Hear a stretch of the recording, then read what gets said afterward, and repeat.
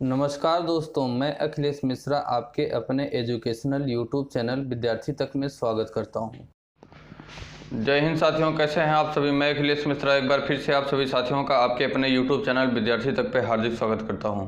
साथियों, ये डेली हम लोगों की करंट अफेयर की क्लास होती है, जिसमें हम लोग प्रत्येक दिन प्रतियोगी परीक्षाओं की तैयारी करने वाले सभी विद्यार्थियों के हित में जितनी भी प्रतियोगी परीक्षाएँ होती हैं उन सभी लोगों के लिए प्रत्येक दिन यहाँ पे एक्सप्लेन के साथ पूरे विस्तार के साथ साथियों करंट अफेयर की क्लास को करते हैं।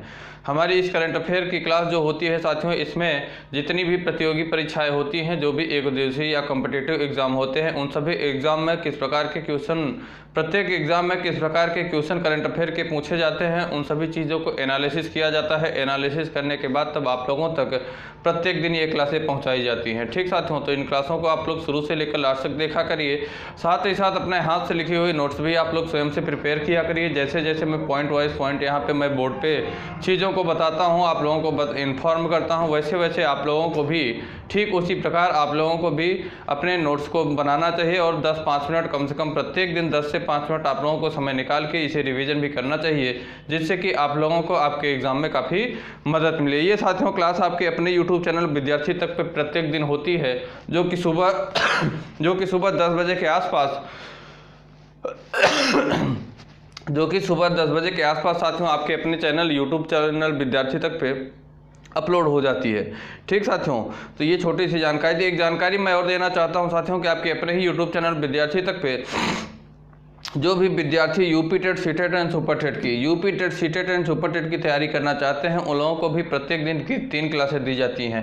एक क्लास साथियों आप लोगों को लगभग 10 से 11 बजे के आसपास आप लोगों को बाल विकास की दी जाती है। दूसरी क्लास साथियों आप लोगों को 2 से 3 बजे के आसपास हिंदी की, और तीसरी क्लास शाम को 7 से 8 बजे के आसपास आप लोगों को सामाजिक विज्ञान का पाठ है साथियों। 3 दिन हिस्ट्री, 3 दिन ज्योग्राफी, प्रत्येक दिन क्लासें दी जाती हैं। ठीक साथियों, तो उन क्लासों को भी आप लोग लिया करिए, या तो जो आपके सगे संबंधी हैं या आपके जानने पहचानने वाले हैं जो शिक्षक पात्रता परीक्षा की तैयारी कर रहे हैं, उन सभी लोगों को भी आप लोग जानकारी दे दीजिए।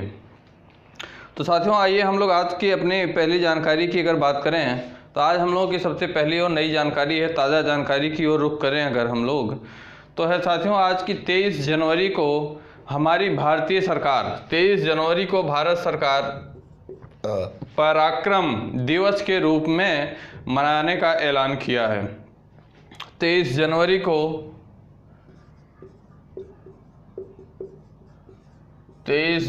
को भारत सरकार ने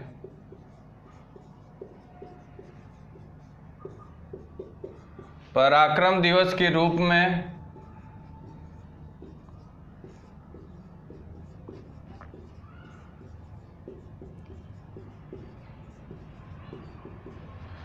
23 जनवरी को भारत सरकार ने पराक्रम दिवस के रूप में मनाने का ऐलान किया है।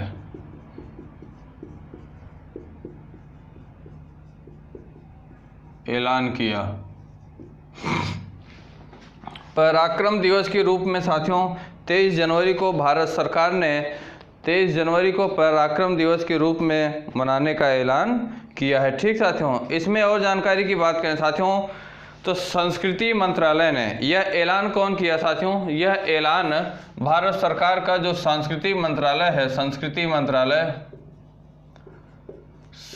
मंत्रालय ने यह ऐलान किया।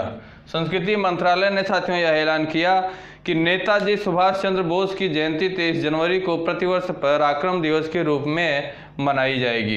नेताजी की जयंती होती है साथियों, नेताजी सुभाष चंद्र बोस की जयंती 23 जनवरी को प्रत्येक वर्ष मनाई जाती है। इनकी जयंती के अवसर को पराक्रम दिवस के रूप में मनाने का ऐलान किया है। इस पराक्रम दिवस को साथियों किसकी जयंती पे नेताजी सुभाष चंद्र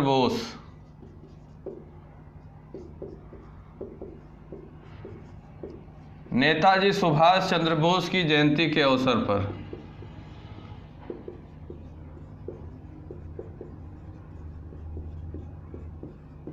नेताजी सुभाष चंद्र बोस की जयंती के अवसर पर प्रत्येक वर्ष 23 जनवरी को पराक्रम दिवस के रूप में मनाए जाने का ऐलान किया गया है। महत्वपूर्ण जानकारी है, ऐसे ही आप लोग भी पॉइंट डाल के लिख लिया करिए, ऐसे ही पॉइंट डाल के आप लोग भी इसे लिख लिया करिए। साथियों, यह दिन नेताजी की अदम्य भावना और राष्ट्र के प्रति निस्वार्थ सेवा के सम्मान और अभिवादन के लिए मनाया जाएगा। ये जो साथियों पराक्रम दिवस मनाया जाएगा, यह नेताजी सुभाष चंद्र बोस का जो अदम्य भावना थी देश के प्रति, साथ ही साथ राष्ट्र के प्रति जो निस्वार्थ भाव के सेवा का भाव था, निस्वार्थ भाव से सेवा करने का जो भाव था, इन दोनों चीज़ों के साथियों अभिवादन के लिए यह दिन मनाया जाएगा। इस महीने की शुरुआत में साथियों इस महीने की शुरुआत में अर्थात 23 जनवरी को नेताजी सुभाष चंद्र बोस की 125वीं जयंती मनाई जाएगी। ये साथियों जो 23 जनवरी 2021 को नेताजी सुभाष चंद्र बोस की जयंती मनाई जाएगी, ये नेताजी सुभाष चंद्र बोस की 125वीं जयंती होगी। कौन सी? 125वीं जयंती होगी। 125वीं जयंती होगी साथियों। और इस जयंती को भव्य रूप से मनाने के लिए प्रधानमंत्री नरेंद्र मोदी की अध्यक्षता में संस्कृति मंत्रालय ने एक उच्च स्तरीय समिति का गठन किया है। प्रधानमंत्री नरेंद्र मोदी के 23 जनवरी को नेताजी सुभाष चंद्र बोस की जयंती समारोह में कोलकाता के विक्टोरिया मेमोरियल के भाग में लेने के लिए पश्चिम बंगाल की यात्रा पर जाने की उम्मीद जताई गई। ऐसा बताया गया है साथियों कि इस भव्य कार्यक्रम को मनाने के लिए 23 जनवरी 2021 के दिन साथियों पराक्रम दिवस को भव्य रूप देने के लिए कहा जा रहा है कि प्रधानमंत्री नरेंद्र मोदी जी 23 जनवरी को कोलकाता के विक्टोरिया मेमोरियल में भाग लेंगे, जो कि पश्चिम बंगाल की यात्रा पे रहेंगे। ठीक साथियों, कहाँ पे यह मनाने का कार्यक्रम प्लान बनाया जा रहा है? कोलकाता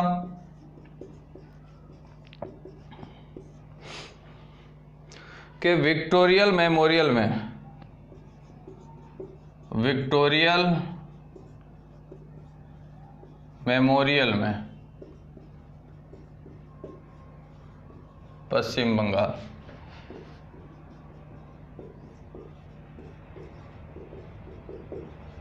कोलकाता में साथियों विक्टोरियल मेमोरियल, पश्चिम बंगाल के कोलकाता के विक्टोरियल मेमोरियल में साथियों यह कार्यक्रम मनाए जाने का प्लान बनाया जा रहा है।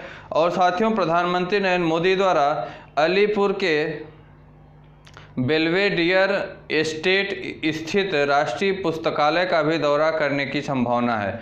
संभावना यह जताई जा रही साथियों कि जब पश्चिम बंगाल प्रधानमंत्री नरेंद्र मोदी जी जाएंगे तो उस दौरान अलीपुर के बेल्वेडियर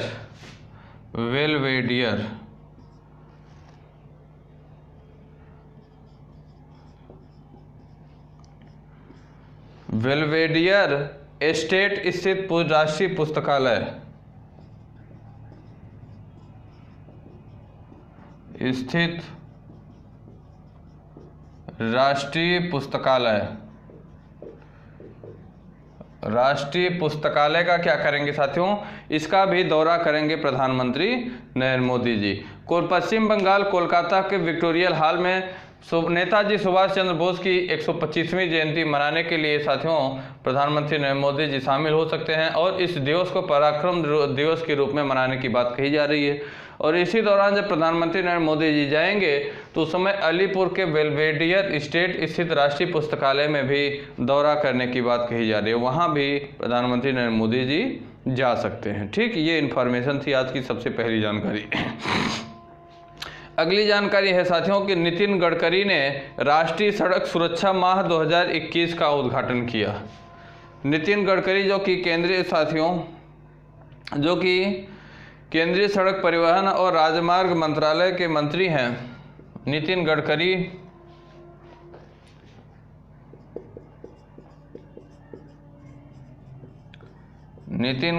ने राष्ट्रीय सड़क सुरक्षा माह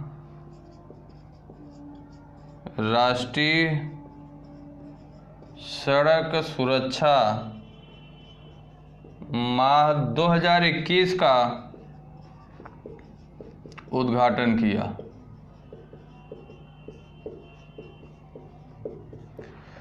नितिन गडकरी ने राष्ट्रीय सड़क सुरक्षा माह 2021 का उद्घाटन किया। केंद्रीय रक्षा मंत्री राजनाथ सिंह और केंद्रीय सड़क परिवहन और राजमार्ग और MSME मंत्री नितिन गडकरी ने देश के पहले सड़क सुरक्षा पहले साथियों सड़क सुरक्षा माह का उद्घाटन किया। यह साथियों पहला क्या है, नेशनल रोड सेफ्टी मंथ। किसका उद्घाटन किया साथियों, नेशनल रोड सेफ्टी मंथ।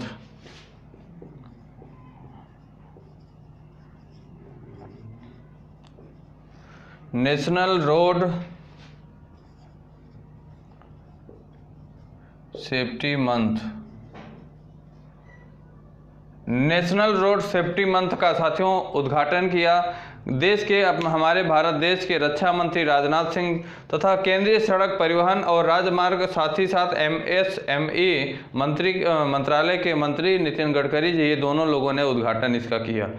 ठीक साथियों, पिछले कुछ वर्षों या साथियों जो राष्ट्रीय सड़क सुरक्षा माह 2021 का उद्घाटन किया गया, यह भारत देश का पहला साथियों राष्ट्रीय सड़क सुरक्षा माह है। भारत देश का पहला साथियों क्या है, देश का पहला सड़क सुरक्षा माह है। पिछले साथियों अगर बात करें तो कुछ वर्षों से लगातार सड़क सुरक्षा सप्ताह का आयोजन किया जा रहा था, लेकिन मामले की गंभीरता को ध्यान में रखते हुए इस साल जागरूकता अभियान के रूप में राष्ट्रीय सड़क सुरक्षा माह का आयोजन किया जा रहा है। इस महीने भर चलने वाले कार्यक्रम का उद्देश्य यह होगा साथियों कि भारत के लोगों को सड़क सुरक्षा के बारे में जागरूक किया जाए, साथ ही साथ सड़क दुर्घटनाओं को कम किया जाए। इसे साथियों 17 फरवरी 2021 तक आयोजित किया जा रहा है। इसे कब तक आयोजित किया जाएगा, 17 फरवरी 2021 तक साथियों इसे आयोजित किया जाएगा।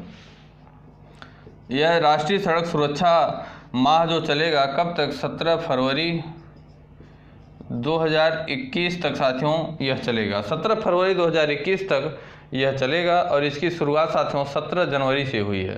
17 जनवरी से इसकी शुरुआत हुई है।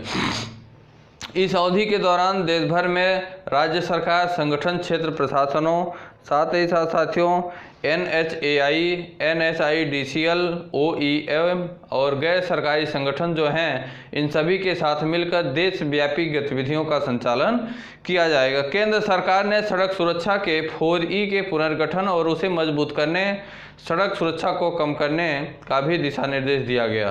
साथ ही साथ साथियों यह 4E जो है यह इंजीनियरिंग, एजुकेशन, इन्फोर्समेंट और इमरजेंसी केयर सर्विस है। 4E का मतलब यह है साथियों, 4E जो है इसका अर्थ होगा इंजीनियरिंग,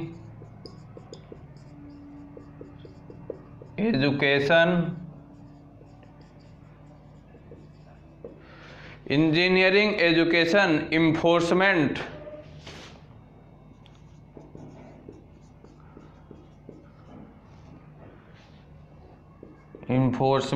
और साथियों अंतिम E का मतलब होगा emergency care service.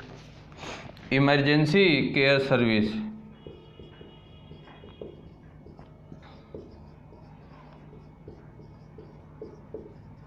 Emergency care service ये साथियों होगा। 4E का सेंस होगा यहाँ पे इंजीनियरिंग, पहले E का सेंस, दूसरे E का मतलब एजुकेशन, तीसरे E का मतलब होगा इन्फोर्समेंट और चौथे E का सेंस होगा यहाँ पे इमरजेंसी केयर सर्विस। ये साथियों इन्फॉर्मेशन है कि हमारे केंद्रीय रक्षा मंत्री राजनाथ सिंह तथा केंद्रीय सड़क परिवहन और राष्ट्रीय राजमार्ग मंत्रालय के मंत्री नितिन गडकरी ने राष्ट्रीय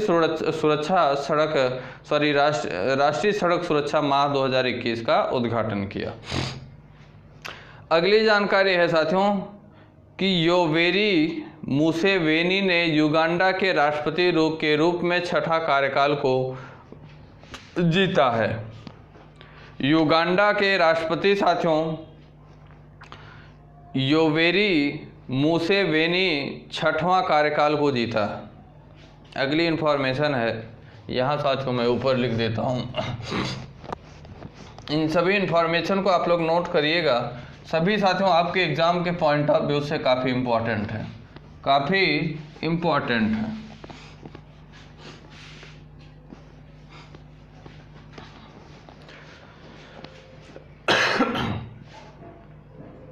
अगली जानकारी है युगांडा के राष्ट्रपति के रूप में,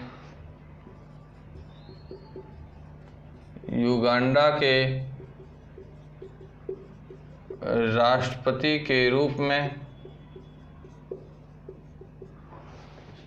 क्या नाम है इनका साथियों, योवेरी मुसेवेनी।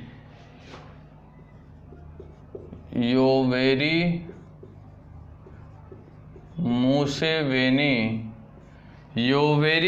मुसेवेनी ने छठा कार्यकाल जीता। छठा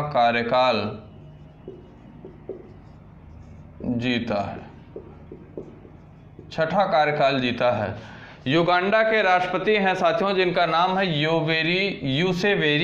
ये अपने छठे कार्यकाल को भी जीत लिया है। कौन से छठे कार्यकाल को जीता है? युगांडा के वर्तमान राष्ट्रपति यूवेरी मुसेवेरी को 2021 के लिए देश के राष्ट्रपति चुनाव में विजेता के रूप में घोषित किया गया है। अगर साथियों हम बात करें योवेरी मुसेवेरी की, तो ये राष्ट्रपति के रूप में छठे कार्यकाल जीतने के लिए कुल मतों की बात करें तो ये को टोटल 58.64% मत प्राप्त किए। इनकी उम्र साथियों 76 ईयर है। ये अगर बात करें तो छठे कार्यकाल के रूप में टोटल कितने मत प्राप्त किए, तो ये 58 कितना साथियों 64% मत प्राप्त कर ये जीते हैं। कितना 58.64% ये मत प्राप्त करके जीते हैं। और इनकी उम्र की बात करें साथियों तो इनकी उम्र कितनी है, तो 76 ईयर के हैं। ये 76 ईयर के ये हैं साथियों, इनकी उम्र है। ये 1986 से युगांडा गणराज्य के राष्ट्रपति के रूप में अपनी सेवा दे रहे हैं। 1986 से ये युगांडा के राष्ट्रपति के रूप में सेवा दे रहे हैं।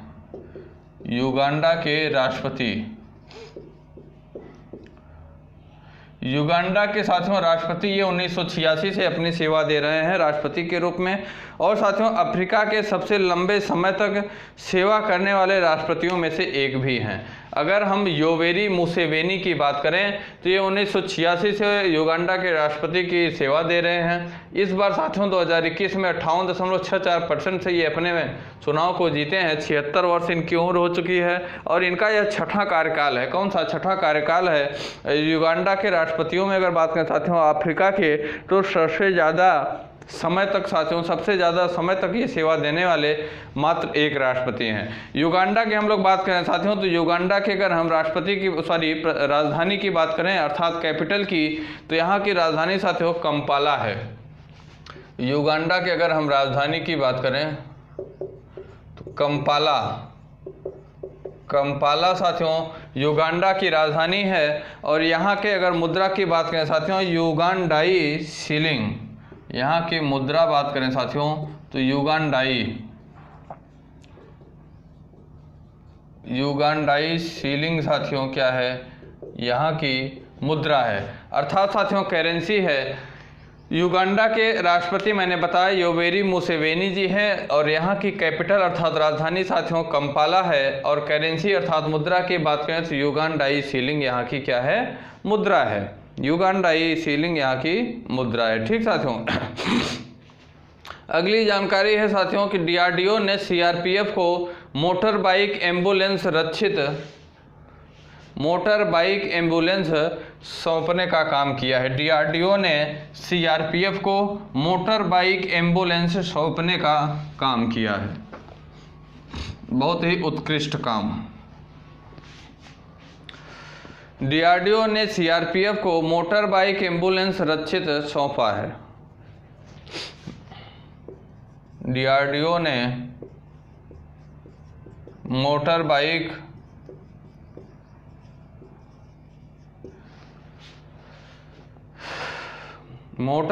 एम्बुलेंस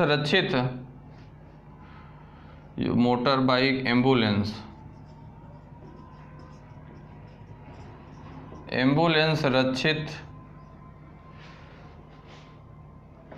सीआरपीएफ को सौंपा।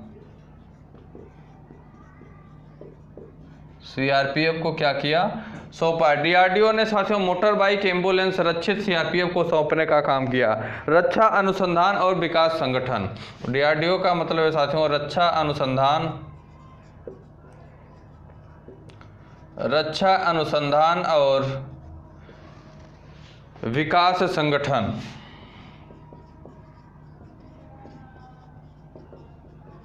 रक्षा अनुसंधान और विकास संगठन ने साथियों मोटर बाइक एम्बुलेंस रक्षित को केंद्रीय रिजर्व पुलिस बल अर्थात सीआरपीएफ को केंद्रीय रिजर्व पुलिस बल साथियों अर्थात सीआरपीएफ को सौंपा है। यह बाइक एम्बुलेंस साथियों भारतीय सुरक्षा बलों और आपातकालीन स्वास्थ्य सेवा प्रदाताओं के सामने आने वाली समस्याओं में तत्काल मदद करेगी।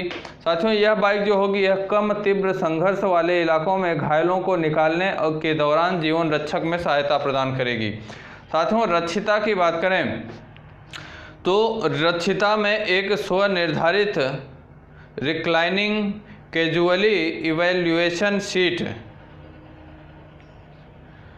लगाई गई है। साथियों इसमें आवश्यकता के अनुसार उपयोग किया जा सकता है। इस जो साथियों ये रक्षिता है जो मोटर बाइक एम्बुलेंस है साथियों इसमें क्या किया गया है, स्वनिर्धारित रिक्लाइनिंग कैजुअली इवैक्यूएशन सीट लगाई गई है। कौन सी सीट साथियों, स्वनिर्धारित। ये जो मोटर बाइक एम्बुलेंस है साथियों इसमें अगर हम बात करें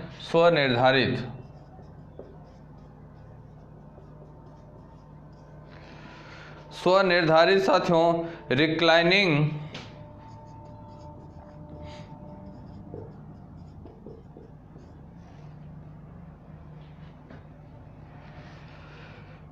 casualty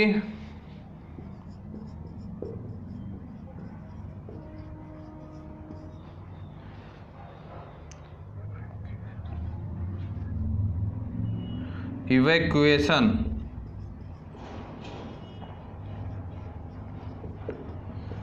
seat,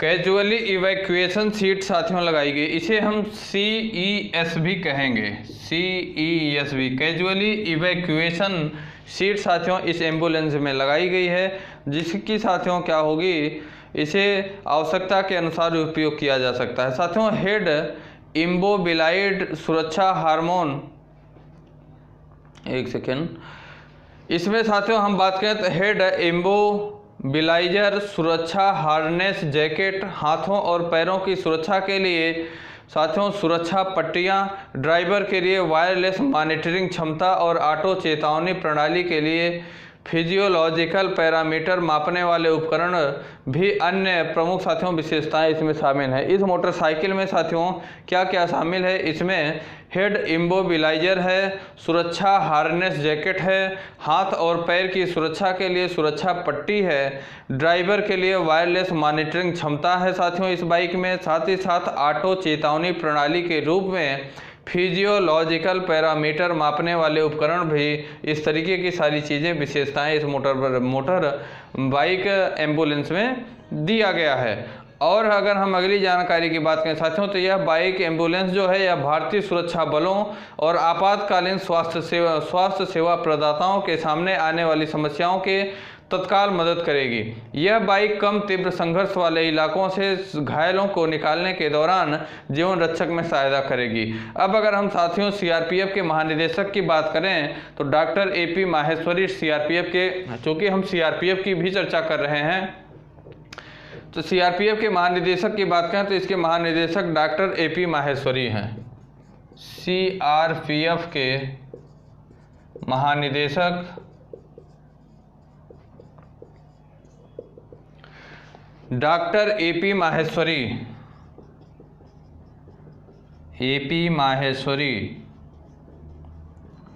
doctor AP Maheshwari CRPF के महानिदेशक हैं। और रक्षा अनुसंधान और विकास विभाग के अगर सचिव और अध्यक्ष की बात करें साथियों अर्थात DRDO के सचिव और अध्यक्ष की बात करें तो इसके सचिव और अध्यक्ष आप जानते हैं कि डॉक्टर G सतीश रेड्डी जी हैं।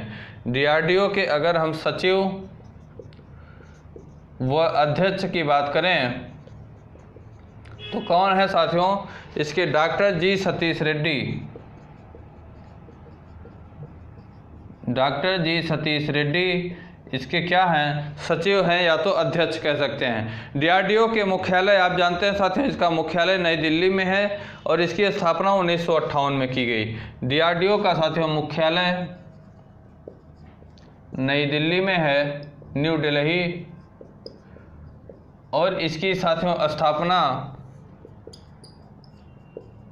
1958 में किया गया।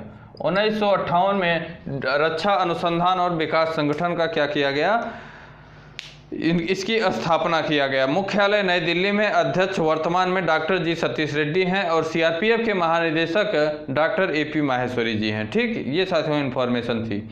अगली जानकारी है साथियों, कुल श्रमिकों के प्रोत्साहन के लिए भारत और जापान के मध्य एक समझौता ज्ञापन हुआ है। कुल श्रमिकों के प्रोत्साहन के लिए भारत और जापान के बीच एक रक्षा समझौता हुआ है।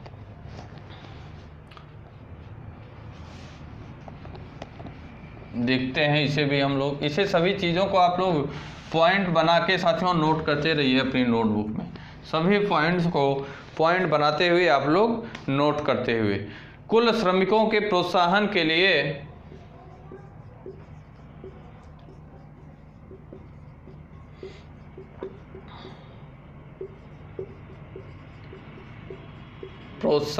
लिए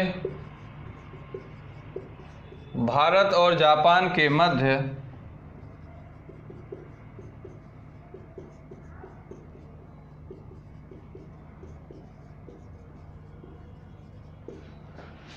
समझौता हुआ है, समझौता हस्ताक्षर हुआ है।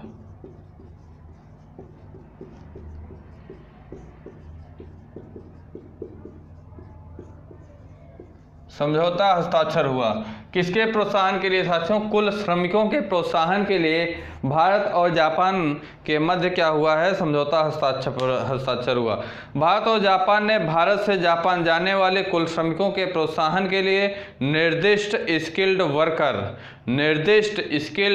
वर्कर से संबंधित प्रणाली के उचित संचालन के लिए भागीदारी के लिए एक समझौता ज्ञापन अर्थात MOU साइन किया गया है। किसके लिए साथियों? इसे क्या नाम दिया गया? निर्दिष्ट स्किल्ड वर्कर। निर्दिष्ट स्किल्ड वर्कर, निर्दिष्ट स्किल वर्कर साथियों, इसे हम SSW भी नाम दे सकते हैं।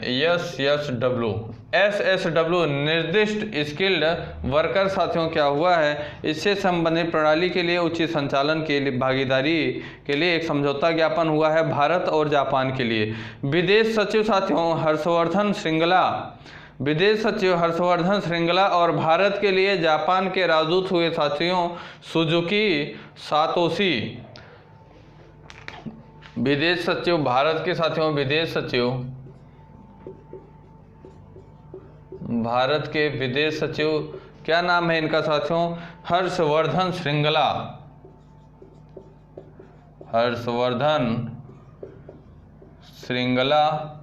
और जापान के तरफ से साथियों, जापान की तरफ से भारत के राजदूत जो हैं, भारत के लिए जापान के जो राजदूत हैं, भारत के लिए जापान के राजदूत हैं जिनका नाम है सुजुकी सातोशी। भारत के लिए जापान के राजदूत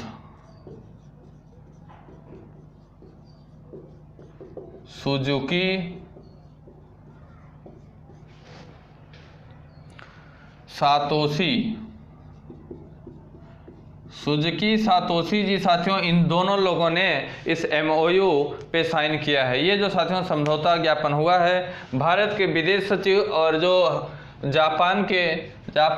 भारत के लिए जापान के जो राजदूत हैं जिनका नाम है सुजुकी सातोशी, इन दोनों लोगों ने क्या किया है? इस समझौते ज्ञापन पे हस्ताक्षर किया है। इस समझौते ज्ञापन पर क्या किया है? हस्ताक्षर करने का काम किया है। और इस विषय में हम बात करें साथियों, तो MOU में जो भी निर्दिष्ट कौशल की 14 श्रेणियाँ, इसमें 14 श्रेणियाँ बनाई गई हैं। जो निर्दिष्ट स्किल्ड वर्कर के लिए साथियों प्लान बनाया गया है, इसमें कुल कितना? इसमें कुल 14 श्रेणियाँ दिया गया है। 14 श्रेणियाँ दिया गया है साथियों। इसमें 14 श्रेणियाँ हैं। भारत के कुल श्रमिक जो इस कौशल की आवश्यकता और जापानी भाषा के परीक्षण को पास करते हैं, जापान के अनुबंध के आधार पर रोजगार के लिए पात्र होंगे। इसमें 14 श्रेणियाँ हैं जो फिर साथियों कुल श्रमिक के कौशल की आवश्यकता, साथ ही साथ जापानी भाषा के परीक्षण जो होगा, इस परीक्षण को पास करते हैं, वो वहाँ पे रोजगार के लिए पात्र होंगे। इन श्रमिकों को साथियों जापान द्वारा जो निर्दिष्ट कुशल श्रमिक का दर्जा दिया जाएगा।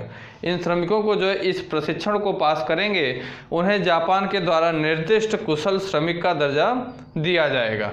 जापान की हम बात करें साथियों, तो जापान की अगर हम राजधानी की बात करें तो जापान की राजधानी टोक्यो होती है। जापान की राजधानी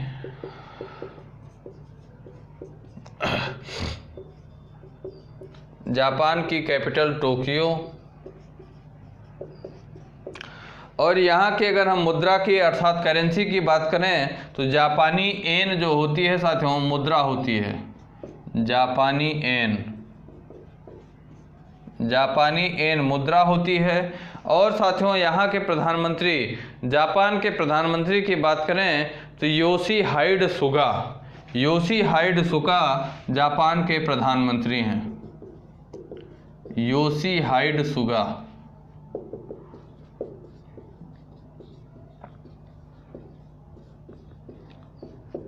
योशिहाइड सुगा जापान के प्रधानमंत्री। जापानी करेंसी जापानी येन होगी साथियों जापान की, और जापान की राजधानी टोक्यो होगी।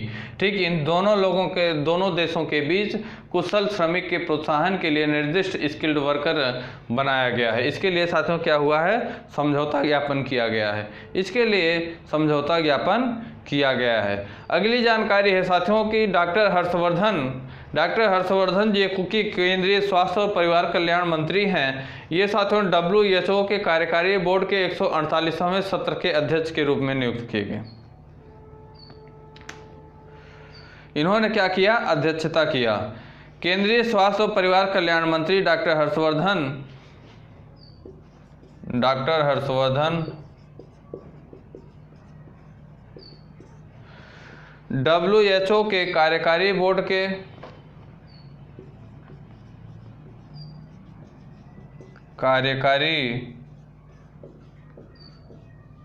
बोर्ड के 148वें सत्र के अध्यक्ष बने हैं।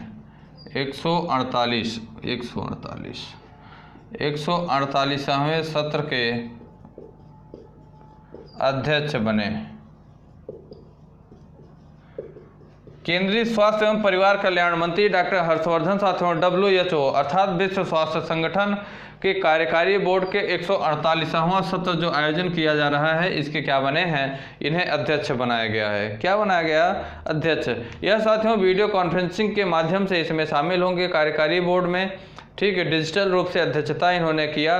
कार्यकारी बोर्ड का 148वां सत्र साथियों 18 जनवरी से 26 जनवरी 2021 तक आयोजित किया जा रहा है।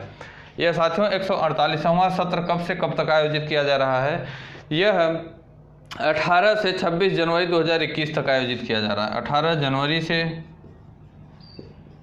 26 जनवरी 2021 तक, 26 जनवरी 2021 तक साथियों यह सत्र आयोजित किया जा रहा है। 18 जनवरी 2021 तक आयोजित किया जा रहा है। इसमें साथियों बैठक, दिशा और एजेंडा निर्धारित करने और पूर्ण शारीरिक, मानसिक और सामाजिक कल्याण और न केवल बीमारी या दुर्बलता की अनुपस्थिति की स्थिति के रूप में स्वास्थ्य के उद्देश्य के लिए प्रयास जारी रखने के लिए बल्कि सभी सदस्य राज्यों को एक साथ लाने का मंच प्रदान करेगी। ये क्या मंच प्रदान करेगी साथियों, सभी सदस्यों को एक साथ लाया जाएगा। सभी सदस्य राज्य जो भी हैं उन सभी को एक साथ लाया जाएगा।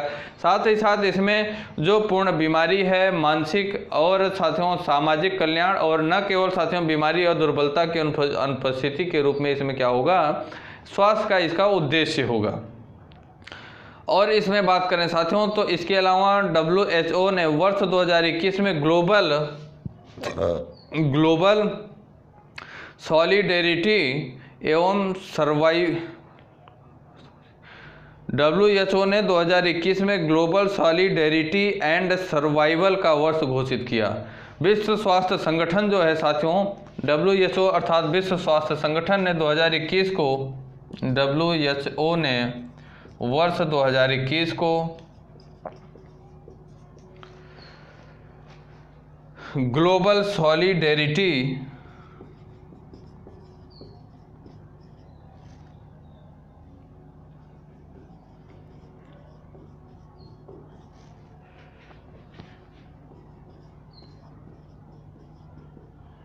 एंड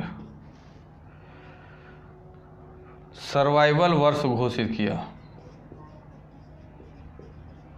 सर्वाइवल वर्ष घोषित किया। WHO अर्थात विश्व स्वास्थ्य संगठन ने वर्ष 2021 को साथियों ग्लोबल सॉलिडेरिटी एंड सर्वाइवल वर्ष घोषित किया। क्या? ग्लोबल सॉलिडेरिटी एंड सर्वाइवल वर्ष साथियों इसे घोषित करने का काम किया। कौन? WHO।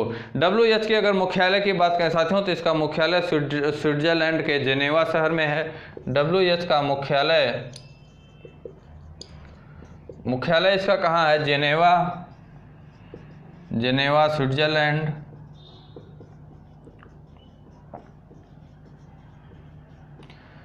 जेनेवा स्विट्जरलैंड WHO विश्व स्वास्थ्य संगठन का मुख्यालय है। और इसके साथियों अगर हम WHO के महानिदेशक की बात करें तो टेड्रोस अधानम, इसके साथियों क्या महानिदेशक की बात करें,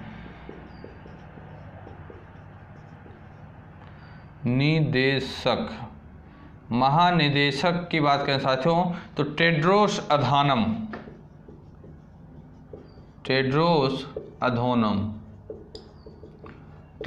अधोनम साथियों WHO के महानिदेशक हैं। टेड्रोस अधानोम साथियों WHO के क्या हैं? महानिदेशक हैं और इसका मुख्यालय स्विट्जरलैंड के जेनेवा शहर में है। वर्ष 2021 को ग्लोबल सॉलिडेरिटी एंड सर्वाइवल वर्ष इसने घोषित किया। ठीक, अगली जानकारी है साथियों, विश्ववीर आहूजा को RBL बैंक प्रमुख के रूप में फिर से नियुक्त कर दिया गया है। किसे? RBL के साथियों निदेशक विश्ववीर आहूजा को RBL बैंक प्रमुख के रूप में नियुक्त किया गया है।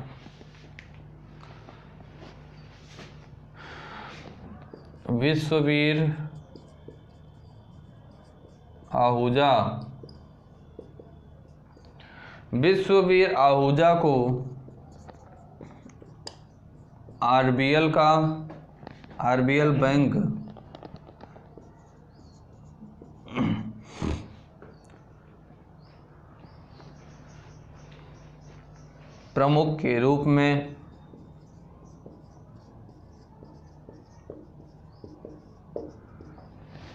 RBL बैंक प्रमुख के रूप में नियुक्त किया गया।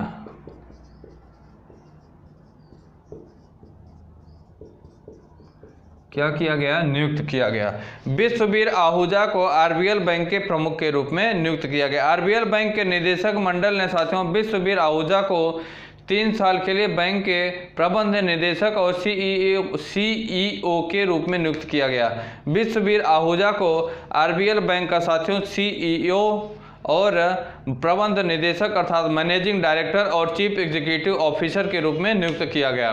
बैंक के साथियों एक नियामक फाइलिंग में कहा गया कि पुनः नियुक्ति 30 जून 2021 से 29 जून 2024 तक यह प्रभावी रहेगी। यह जो साथियों इनकी पुनः नियुक्ति की गई है, यह पुनः नियुक्ति जो होगी 30 जून 2021 से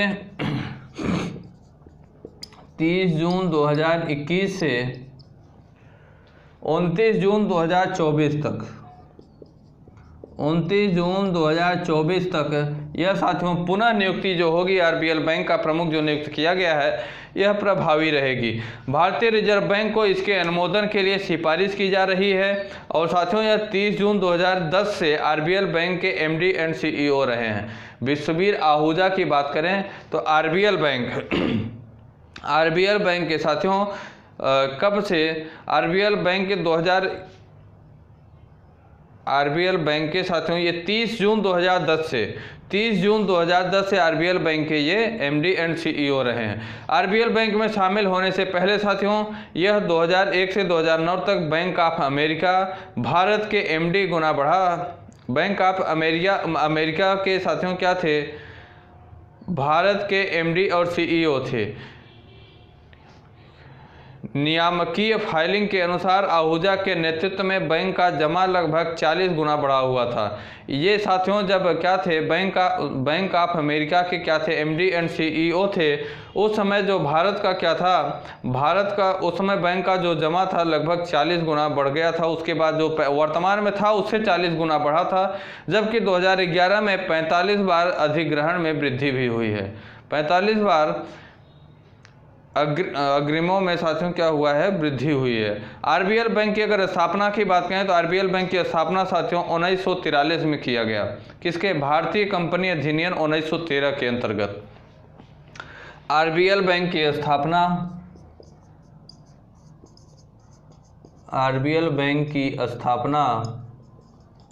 1943 में किया गया। 1943 में किया गया और यह किसके अंतर्गत? यह साथियों भारतीय कंपनी अधिनियम 1913 के अंतर्गत इसकी स्थापना किया गया।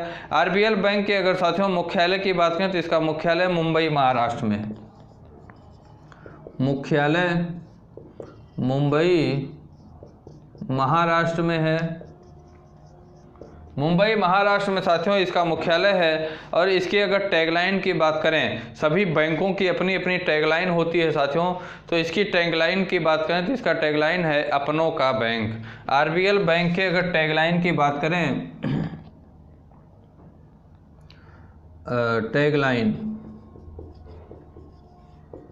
टैगलाइन की बात करें तो अपनों का बैंक, अपनों का बैंक इसकी टैगलाइन है। जैसे यूको बैंक का है कि भारत सरकार का उपक्रम, वो यूको बैंक का है साथियों कि भारत सरकार का उपक्रम। इसी तरीके से अन्य बैंकों का भी है। तो आरबीएल बैंक की स्थापना 1943 में और मुख्यालय मुंबई महाराष्ट्र में, और आरबीएल बैंक की टैगलाइन अपनों का बैंक, ये इसकी क्या है, ये इसकी टैगलाइन है। ठीक साथियों, अगली जानकारी है साथियों कि लद्दाख में खेलो इंडिया जास्टल winter sports and youth festival 2021 का आयोजन किया गया। मोस्ट इंपॉर्टेंट इंफॉर्मेशन, सभी जानकारी को पॉइंट वाइज पॉइंट आप लोग अपनी नोटबुक में नोट करिए। आप लोगों को रिवीजन करने में काफ़ी मदद मिलेगी। रिवीजन अत्यंत आवश्यक है। किसी भी सब्जेक्ट की आप तैयारी कर रहे हैं, प्रिपरेशन कर रहे हैं, तो अगर आपका रिवीजन नहीं है तो फिर वो तैयारी का कोई खास मकसद नहीं रहेगा, तैयारी का लाभ नहीं पाएंगे आप लोग। अगली जानकारी है साथियों हम लोगों की कि लद्दाख में खेलो इंडिया जास्कर, लद्दाख में खेलो इंडिया जास्कर, लद्दाख में Khelo India Zanskar winter sports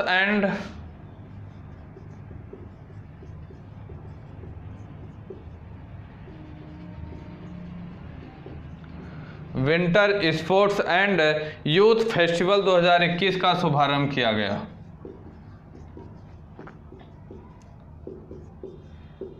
youth festival 2021 का शुभारंभ किया गया।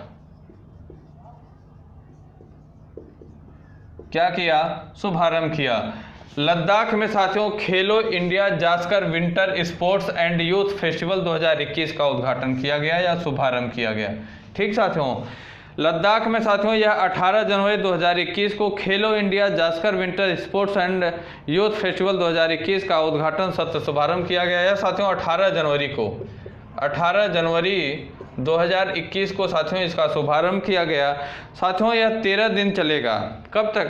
13 दिनों तक चलेगा। यह 13 दिनों तक साथियों यह फेस्टिवल चलेगा। और साथियों जास्कर विंटर स्पोर्ट्स फेस्टिवल का उद्देश्य होगा साथियों कि लद्दाख में साहसिक और प्राकृतिक प्रेमी पर्यटकों के लिए एक नए खेल युग की शुरुआत करना और भारत का प्रतिनिधित्व करने के लिए शीतकालीन खेलों में अपने कौशल को बढ़ाने के लिए स्थानीय युवा में उत्साह भरना इसका उद्देश्य होगा। क्या उद्देश्य होगा साथियों? इसका उद्देश्य होगा कि लद्दाख में साहसिक और प्रेमी पर्यटकों के लिए एक नए खेल युग की शुरुआत करना, साथ ही साथ भारत का प्रतिनिधित्व करने के लिए शीतकालीन खेलों में अपने कौशलों को बढ़ाने के लिए स्थानीय युवा को उत्साह से भरना इसका मुख्य उद्देश्य होगा। किसका? खेलो India Zanskar winter sports and youth festival 2021 जो कि लद्दाख में आयोजित किया जा रहा है। 18 जनवरी से 13 दिनों तक यह चलेगा। अगली बात करें साथियों इसी में तो स्नो बाउंस सुरम में जास्कर में पर्यटन और आर्थिक गतिविधियों को बढ़ावा देने के लिए अगले 13 दिनों में बर्फ पर आधारित गतिविधियों की एक श्रृंखला भी आयोजित की जाएगी। कौन सी श्रृंखला साथियों? स्नो बाउंड और सुरम में जास्कर सुरम में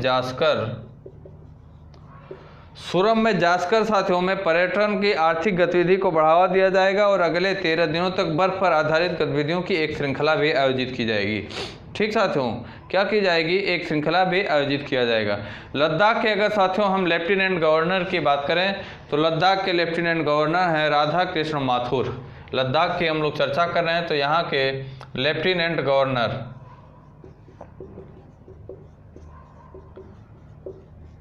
लद्दाख के लेफ्टिनेंट गवर्नर हैं राधा कृष्ण माथुर। राधा कृष्ण माथुर लद्दाख के लेफ्टिनेंट गवर्नर हैं। ठीक साथियों, ये इंफॉर्मेशन है। अगली जानकारी की हम बात करें साथियों तो अगली जानकारी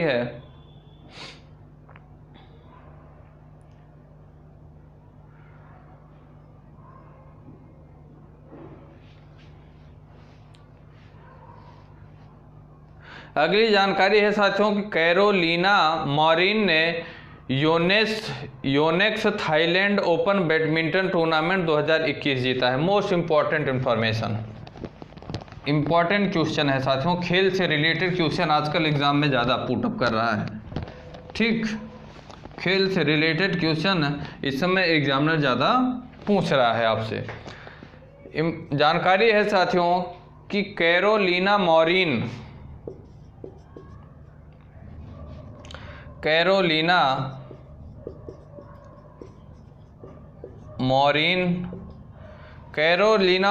ने साथियों योनेक्स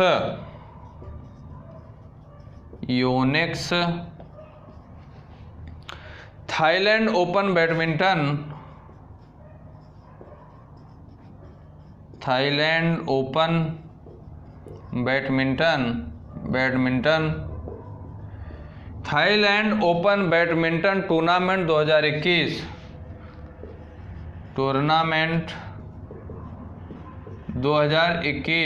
क्या किया है? जीता है।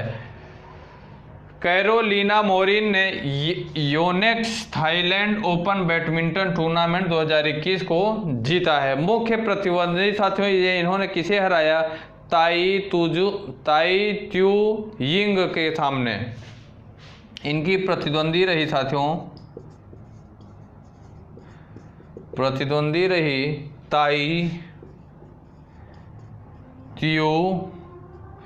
ताई त्यू यिंग चीन के हैं साथियों।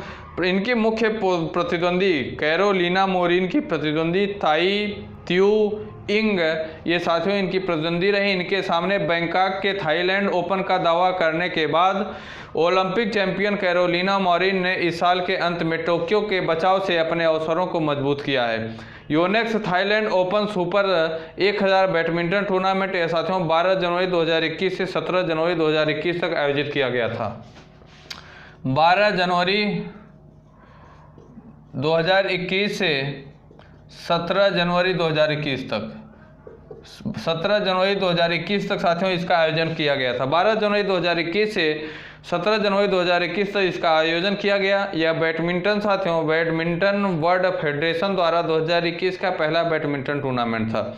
यह अगर 2021 की बात करें जो बैडमिंटन वर्ल्ड फेडरेशन होता है के द्वारा बैडमिंटन आयोजित किया जाता है साथियों प्रतियोगिता, यह 2021 का पहला बैडमिंटन था। इसमें साथियों अगर एकल खिताब के विजेता की हम बात करें, एकल खिताब के अगर विजेता की बात करें, एकल खिताब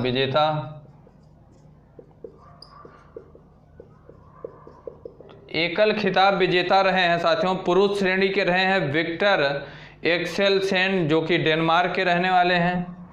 पुरुष श्रेणी की अगर हम बात करें साथियों तो इनका नाम है विक्टर एक्सेलसेन।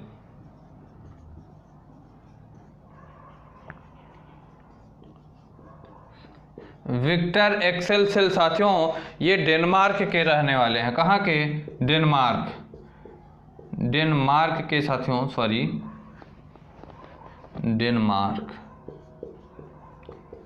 डेनमार्क के साथियों ये रहने वाले हैं विक्टर एक्सेलसेन। ये साथियों ये यंग लांग हांगकांग को हराकर पुरुष एकल खिताब जीता है। किसे हराए हैं साथियों? आपसे एग्जामिनर क्वेश्चन पूछेगा कि Yonex Thailand open badminton tournament में एकल खिताब के पुरुष वर्ग में एकल खिताब किसने जीता और किसे हरा कर जीता, ये भी आपसे पूछ सकता है। तो ये साथियों हांगकांग के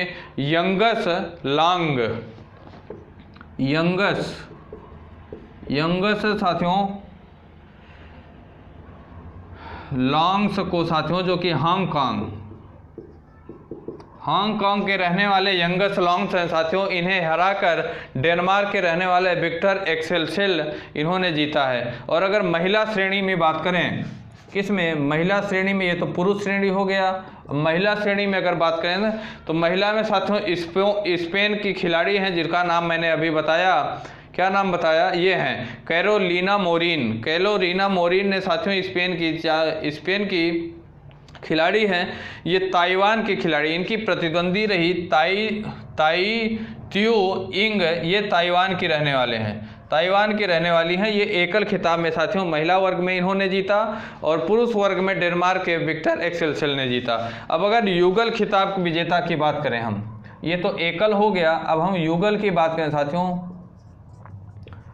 युगल खिताब में बात करें तो युगल खिताब में पुरुष वर्ग की बात करें। सबसे पहले पुरुष वर्ग में अगर हम बात करें साथियों, तो इसमें ताइवान के ली यंग और वांग ची लिंग, ताइवान के साथियों ली यांग और वांग ची लिंग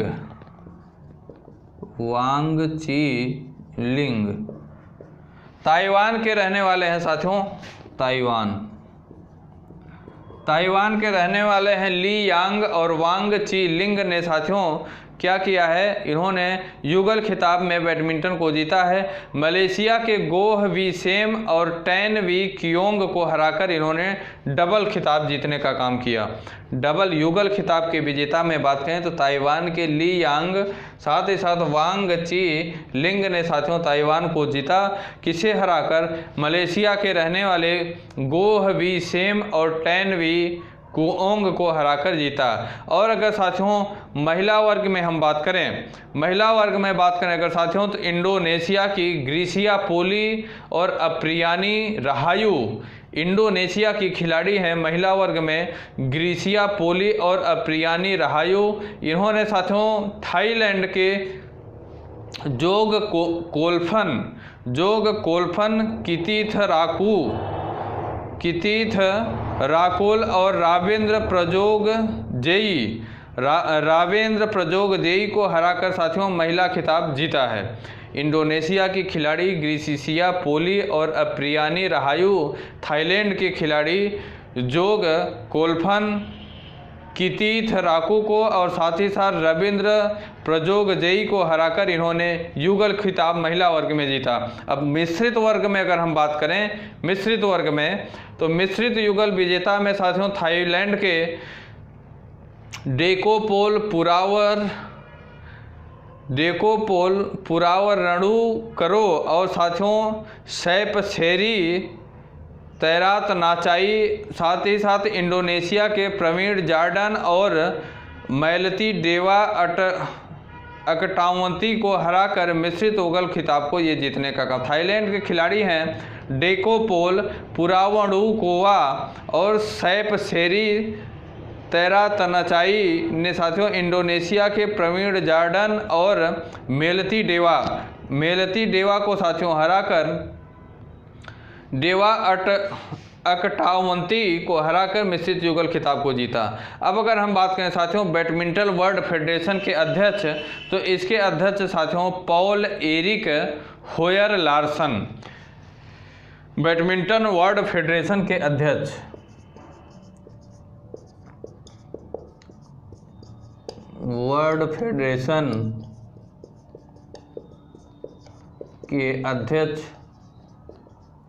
इसके अध्यक्ष कौन रहे साथियों? पॉल एरिक होयर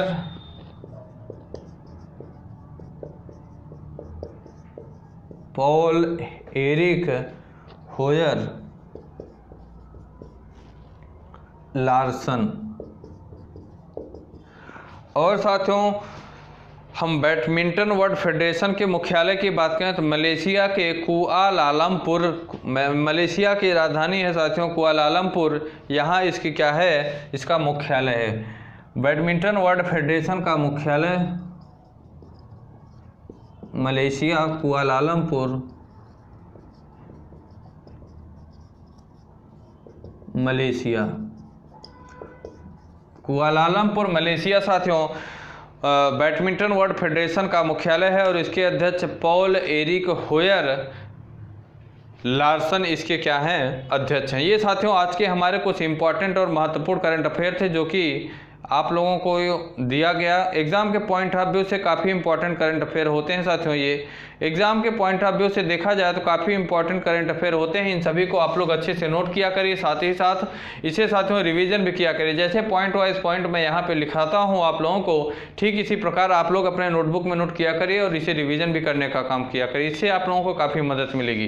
क्लासों को आप लोग ज़्यादा से ज़्यादा शेयर किया करिए। आपकी जो भी सोशल मीडिया पैट है, व्हाट्सअप है, फेसबुक है, इंस्टाग्राम है, टेलीग्राम है, प्रत्येक जगह क्लासों को ज़्यादा से ज़्यादा शेयर किया करिए जिससे कि अन्य विद्यार्थियों तक साथियों ये क्लासें पहुँचें जिन्हें कि ऐसे क्लासों की सख्त से सख्त आवश्यकता है। ठीक साथियों, क्लासों को शुरू से लेकर लास्ट तक देखिए। कोई अगर साथियों आप लोगों का सुझाव है तो आप अपने सुझाव को हमारे कमेंट बॉक्स में कमेंट करके दे सकते हैं, उस पर भी विचार किया जा सकता है। ठीक है, क्लास को ओवर करते हैं। जय हिंद, जय भारत।